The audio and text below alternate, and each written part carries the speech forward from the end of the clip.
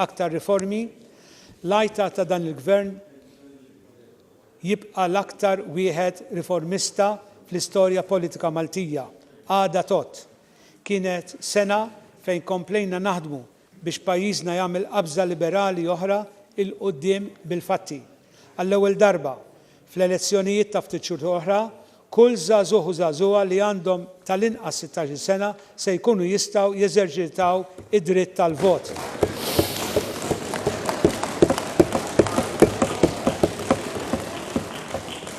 Malta se tkun it-tieni pajjiż fl-Unjoni Ewropea li tat dan id-dritt liż-żgħażagħ tagħna. Għal darb'oħra kellu jkun dan il-Gvern li jikteb l-istorja ta' pajjiżna.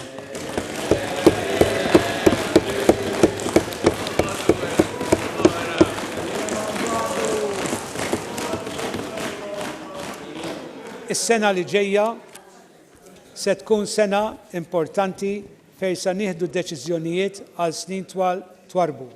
Deċiżjonijiet koraġġużi li għandhom jiddistinguna fuq minn aħna. Fl-2019 se tkun is-sena kruċjali li fiha għall-ewwel darba bħala pajjiż ikonna pjan nazzjonali kontra traffikar uman. Għall-ewwel darba se jsir l-akbar investiment li qatt sar f'kampanja edukattiva b'saħħitha sabiex nagħtu aktar għarfien lill-pubbliku ta' kif jista' jara f'każijiet potenzjali ta' traffikar uman. Se nuru tolleranza zero mal-kriminali. Se nuru l-istess attitudni ma' traffikanti ta' droga. Il-parti li jmiss fir-riforma tal-kannabis hi li niżviluppaw strateġija nazzjonali fuq dan is-suġġett. Se noħolqu mudell imsejjes fuq il-prinċipju li uliedna jeċċellaw f'dixxiplini differenti, iriduhom l-aħjar, l-aqwa u l-bogħod minn kull sustanza. Għal dan il-għan se nkunu qed noħolqu numru ta' inċentivi li se jikkumplementaw il-kampanja edukattiva. Il-Gvern wera wkoll bil-fatti li huwa l-aktar wieħed femminista li qatt ra pajjiżna. U biex dan inkomplu insaħħuh qegħdin naħdmu fuq ir-riforma li hija essenzjali biex dan il-Parlament ikun aktar rappreżentattiv tal-poplu Malti u Għawċi.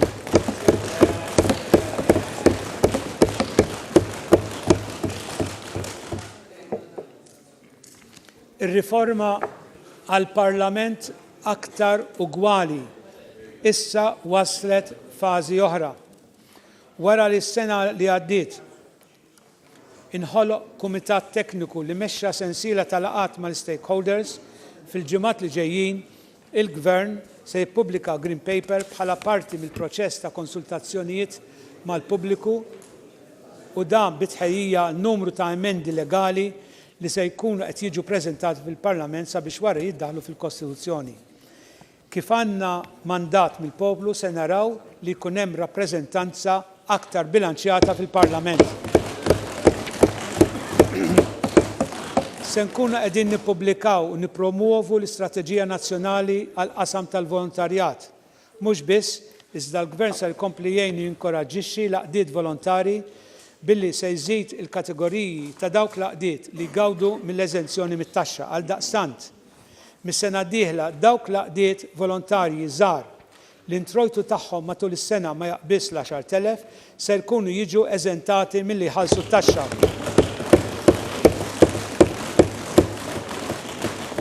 Dawk l-għaqdiet iridu jkunu reġistrati u konformi mal-Kummissarju dwar l-għaqdiet volontarji taħt kategoriji rikonoxxuti mill-istess Kummissarju. Sur President, fl-2019 se nkomplu bin-negozjati biex pajjiżna jaċċerta a fair deal fejn jidħlu il-fondi strutturali u ta' koeżjoni li Malta se tkun qed tirċievi wara l-2020. Barra minn hekk, ser tkompli l-ħidma li bdiet tiġi biex intejbu l-operat u nġibu aktar riżultati f'dak li huma programmi ta' fondi Ewropej ċentrali bħal huma l-Horizon 2020, Life, Creative Europe u oħrajn.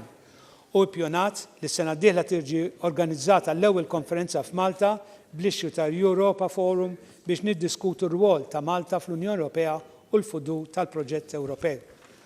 Dan il-Gvern jemmen bisħieħ fid-dialogu soċjali u għalhekk għal darb'oħra saħħaħ ir-riżorsi tal-MCSD waqt li kompla jinvesti fil-mużak.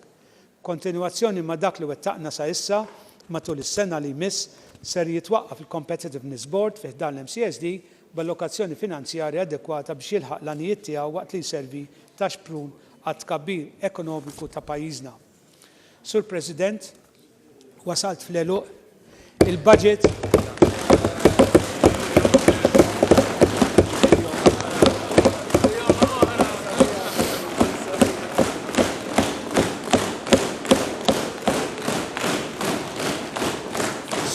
Sur President, il-budget bħalma jaf kulħadd huwa miżgħud bin-numri ta' dik il-miżura u tal-oħra. Bil-permess tiegħek nixtieq nżid ftit numri oħra. Mill-1 sas-7 biss jekk ma jimpurtax. Għaliex il-budget għas-sena d-dieħla se jkun l-ewwel budget għal ħafna miżuri ġodda li huma preċedent. Huwa wkoll it-tieni budget bla taxxi. Huwa it-tielet budget b'surplus fil-finanzi pubbliċi. Huwa ir-raba' budget bżieda għal pensjonanti. Huwa l-ħames budget li qed joffri l-in-work benefit. Huwa s-sitt budget li qed tkompli joffri iċ-child care b'xejn. U fl-aħħar net is-seba' budget bitnaqqis fit-taxxi. Huwa għalhekk li nistgħu ngħidu li Malta ngħixu s-suċċess.